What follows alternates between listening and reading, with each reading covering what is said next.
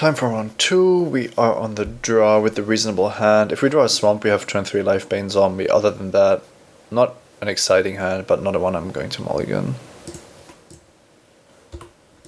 We do have a turn 2 Corpse Hauler. Also, we have the double green for Colonian Tusker should we draw it. So, all should be fine. It looks like we are playing against green, so that Lifebane Zombie is a lot better already. We might be able to hunt the weak something with the help of Deathgaze Cockatrice. Oh wow, our draw steps have been absolutely amazing.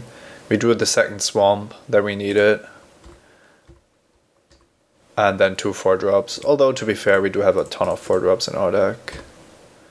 Let's see what we are facing here. Oh wow, that's pretty good. Let's write that down. Or I think it tells you in the chat nowadays. Outrage, Plummet, Flames, Canyon Minotaur. Oh yeah, it does. Good. That was quite a nice hand. So Canyon Minotaur is most likely coming down. Maybe Chandra's Outrage. Flames of the Firebrand. Yeah, that makes sense. Of course. So Canyon Minotaur is kind of a bad card for us. We don't want to just trade with it. Plummet is going to take care of Deathgaze Cockatrice. That's pretty clearly the case. So we still have to deal with Chandra's Outrage. We have quite a task here, and of course the flames were pretty bad. I'm gonna run out the Cockatrice. Our opponent might want to play his Canyon Minotaur instead.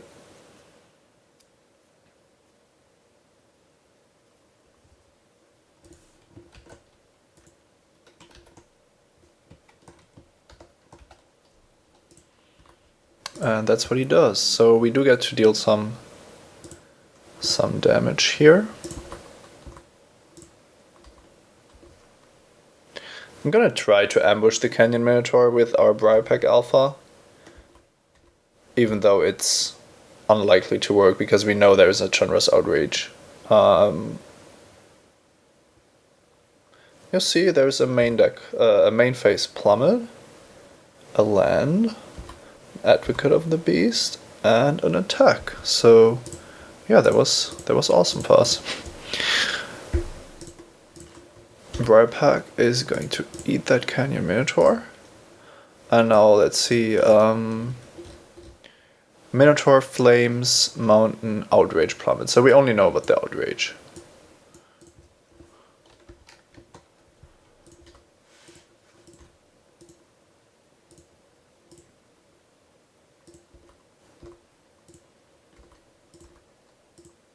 I would love to make the Baloth a 5/5 with Hunt the Weak, but I don't know if we can. I don't think that we can make our opponent play his Chandra's Outrage if we aren't more aggressive. And I don't want to spend Hunt the Weak to get rid of Advocate of the Beast. Advocate of the Beast doesn't really do anything on this board. And if our opponent thinks that he can drop a creature here rather than outraging the Baloth, then we just Hunt the Weak, and it's pretty amazing. And this is currently a race that we are happy to play. We attack for 4 here because our opponent wanted to deal 2 to us, which is a net gain for him, but I'm not sure if he should be taking additional damage here. Now it's great that we got rid of the Vastfoot Hydra. Let's see what our opponent comes up with. Might be a beast that gets pumped with the Advocate. No.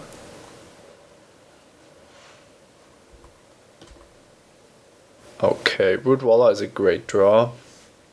Briarpack Alpha bounces off of Giant Spider. And we could of course try to Hunt the Weak it down. But then we have to wait with the Briarpack Alpha to attack again. Yeah, I kind of like that because it gives us a 4/4 and we can still drop the Rootwalla. It's unlikely that our opponent has drawn something. He could have Giant Growth, that would be the best card for him, but we don't have to assume that our opponent always has the best possible card. I'm gonna hold back because I don't want to trade the alpha for our opponent's 2-3. And I'm going to be preparing an all-out attack next turn, hopefully. Hunt the Week, got rid of our Rootwalla, okay. Yeah, that was kind of the price we had to pay.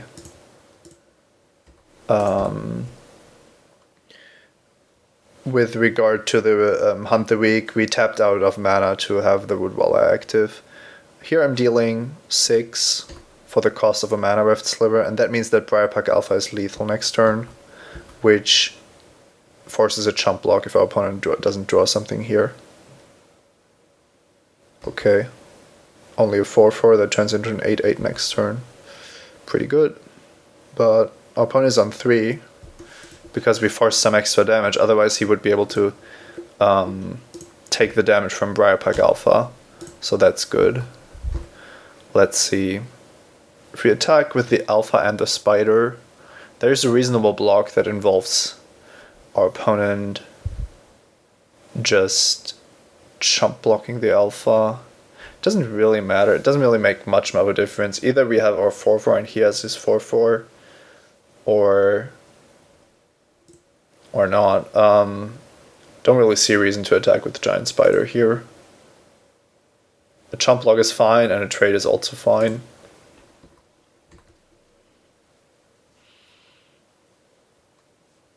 Okay, our opponent is just going for the super safe play. I'm gonna get rid of the creature that turns into an 8-8, and we luckily drew a flyer, which hopefully wins us the game. Spore Mound is not a problem. And Mark of the Vampire seals the deal. Yeah, so we're playing against green-red deck with Flames of the Firebrand, Chandra's Outrage, and Plummet. Hunt the Week also, so that's something that we have to keep in mind. Let's see, our matchup shouldn't be too bad, except for the fact that Plummet is actually pretty good against us. Deathgaze Cockatrice is kind of an important part of our plan, and we have a Sangreal Vampire, but I don't see us boarding out any of the flyers only because we saw a Plummet. Let's see. Against green-red, I like the beefier creatures, and I kind of like the regeneration on Vampire Warlord. So all of these cards are reasonable sideboard options. I don't think we saw something for Naturalize and Sanguine Bond. I don't know why I put that up there. I don't think I wanted to. So these are our realistic options. Child of Night, probably not. So Duress I would only bring in because we've seen 2 very good removal spells from our opponent. So Duress might be a card that we want. Let's see. Yeah, I think we have quite some cards that aren't amazing. Corpse Hauler is bad against his Flames of the Firebrand. Blightcaster doesn't kill many creatures in green-red. And Giant Spider, while having 4 toughness, is usually not the card that you want against a deck that probably doesn't have any flyers. We can't be sure, but even if it does, it's not the end of the world if we take out the Giant Spider there. Undead Minotaur is okay, but not amazing. I think we need to keep in Fire Shrieker.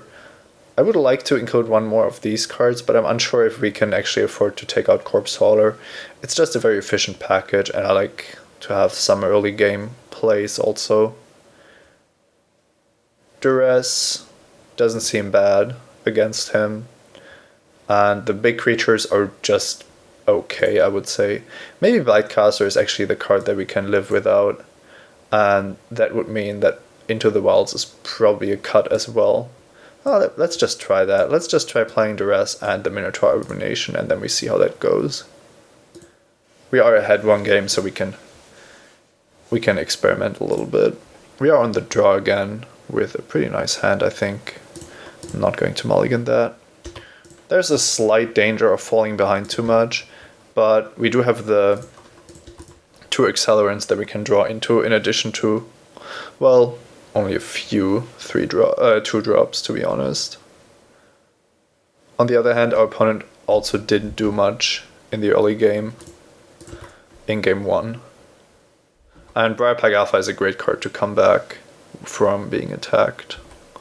Brindleboar, that's not the strongest card. I'm gonna hold onto Mind Rod for now. Maybe we can get a Plummet out of our opponent, and maybe we can fake the activation of a Rootwalla when we actually want to play Briarpack Alpha in some way. This is interesting. This looks like our opponent wants to block and then wants us to activate the Rootwalla to Chandra's Outrage or shock it. And we kind of want to get things going here. And because we have Briarpack Alpha, we force our opponent to make that play, but we still advance our board, which is what we want. If we get an Outrage here, it's awesome, and if we get a shock, then that's fine as well. The best card for our opponent to have here is actually Giant Growth, because it trades very efficiently with the Rootwalla if he has it.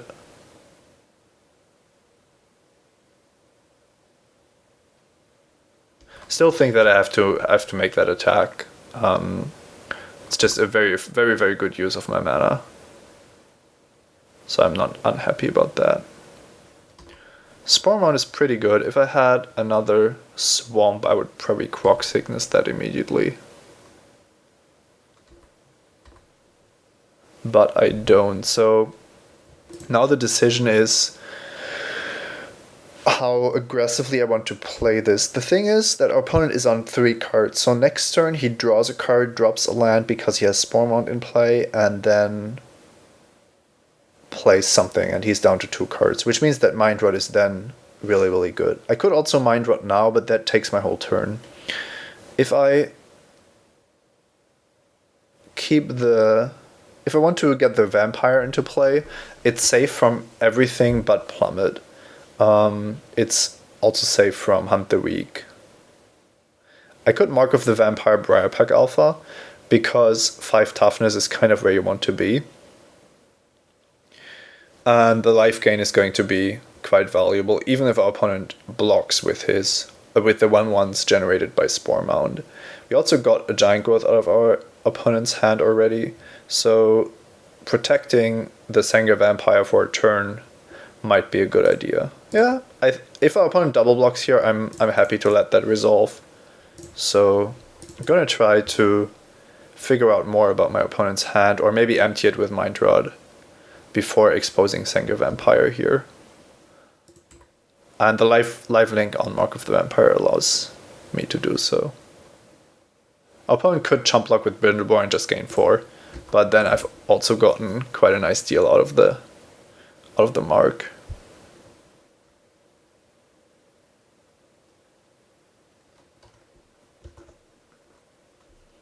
Yeah, it looks like that's what's happening. But that can't be bad for us.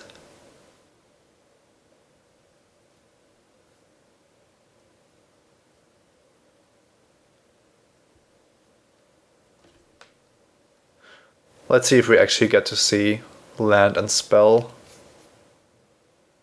And then Mind Rod is going to be good. If we draw a land, then we can play 2 spells next turn. If we don't, we're going to be pretty slow in our development. But I still like the Mind Rod.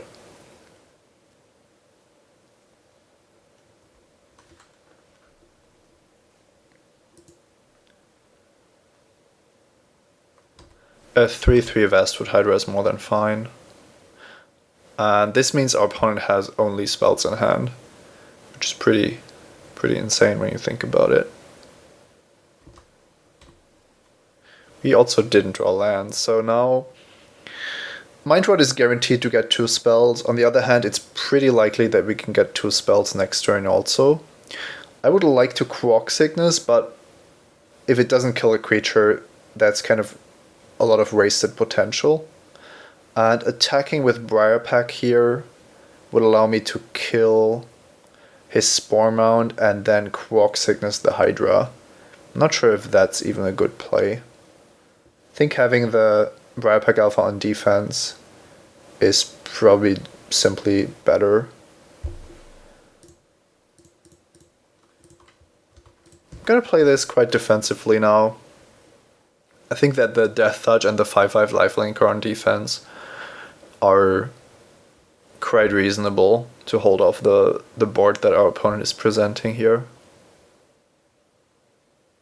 There are a couple of spells that I don't really want to see, but most of them are quite beatable. I also like to see Chandra's Outrage aimed at Deathgaze Cockatrice when I'm holding a Sengir Vampire. Okay, the same situation is here again. We don't have the 3rd Swamp, otherwise it would be an easy play. We have Ranger's Guile to protect Sengir Vampire, which means we do want to wait for another land. We could also Ranger's Guile the Briarpack Alpha, but then a double block still kills it, which I don't like. I think we just Mind Rot here. We know that our opponent has 2 spells, and there is a danger that somehow... Well, there's not really a danger, but if our opponent draws a land, then he's going to get a 1/1 and play a spell and do some other good stuff. So we've gotten another Hunt the Week and another Chandra's Outrage out of our opponent. So things are working out greatly for us. We probably made a pretty good play by making this a 5/5, causing our opponent to really not do much the whole time. I still don't like attacking here. Let's see. I'm kind of forced to not kill the Hydra if our opponent blocks, and yeah, that's just not good.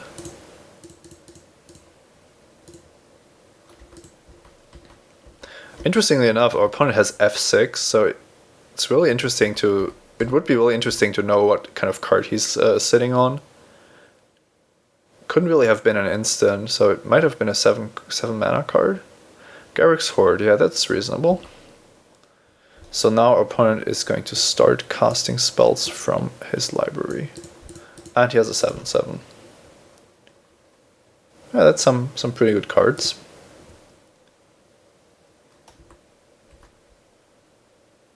Let's see. If we attack with the Vampire, opponent can attack back with the Garruk's Horde, but we can double block it with Undead Minotaur. And our opponent is only drawing Giant Spider and whatever is on his library, so we are pretty much safe to do that. With our 2 Swamps, I don't think that we want to shrink anything. And I want to be aggressive here.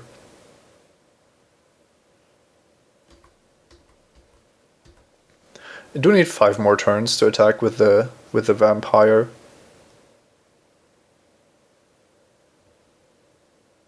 Okay, our opponent is tapping 3 green. Almost... Oh wait, he actually cast the Giant Spider? I think that's a huge mistake.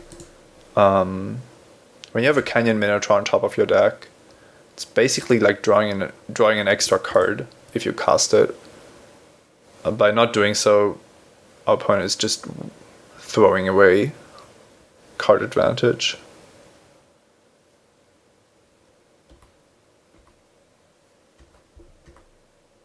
Forests are kind of the worst draws that we can have here.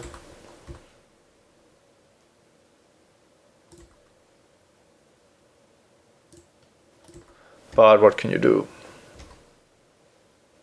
Voracious Worm on top. So that is probably going to get cast. Okay, maybe our opponent just didn't read the Garruk Sword correctly. Oh, it looks like he did, but he's just misplaying it completely. It's pretty obvious that you have to cast the creature on top of your library first, because you might reveal another one, which he did. Still no attacking with the Garruk Sword, so we can keep the Briarpack Alpha alive for a little longer. And that could actually be quite crucial to our survival.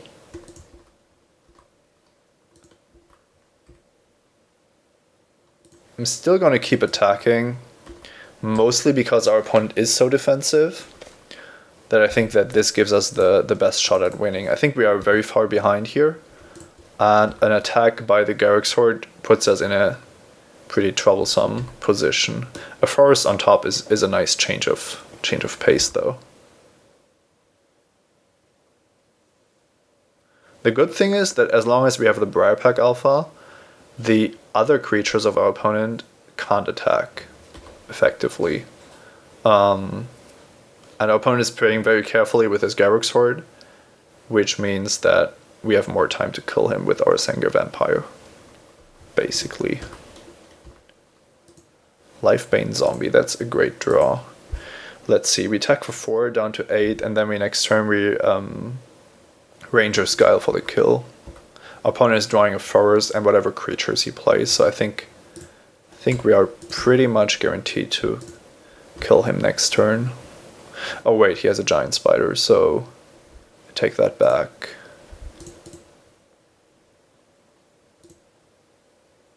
We are also still missing our swamps, but, well, let's just see if we can. Maybe if there's another land on top of our opponent's deck, I think then we've definitely won. And if there isn't, things are still looking good. Thunderstrike is also interesting, but our opponent is missing any kind of life gain cards. And the Thunderstrike actually makes him want to wait longer, because then he can play his trick to, for example, not let our Briarpack Alpha gain any life. Mana Reft Sliver, not going to do much. We are just going to force the block here. Our opponent doesn't know that he has to, well, he kind of knows he has to block because he can't kill the Lifebane Zombie. Let's see what happens here. No blockers, really. Okay, our opponent is just trying to win next turn with the help of Thunderstrike. And that means that we get to kill him with Ranger Skyle. Don't know if he thought that through or not, because Briarpack Alpha can just block a 2-power creature, and then we still get the life, so I don't think he was threatening lethal here. Oh well, that was I think a bit easier than it should have been. Game 1 we had a very good Lifebane Zombie, and this game Garruk Sword got played quite badly, to be frank. Off to the finals.